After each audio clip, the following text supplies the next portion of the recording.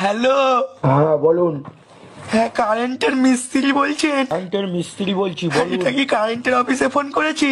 হ্যাঁ বাবা, হ্যাঁ কারেন্টের হ্যাঁ। অফিস থেকেই বলছি, বলুন। কারেন্টের মিস্ত্রি স্যার, বলছিলাম কি আপনি 5 মিনিটের জন্য কারেন্টের লাইনটা একটু কেটে দিতে পারবেন? আপনি কি পাগল হয়ে গেছেন নাকি আপনার মাথা খারাপ হয়ে গেছে?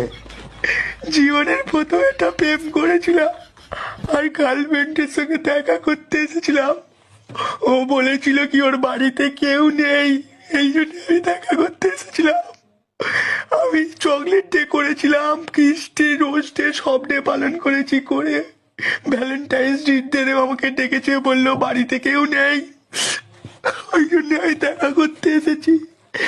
যা দেখা করতে আসে 4-5 মিনিট পরে ওর বাবা চলে এসেছে, বাইরে থেকে খুঁজছে।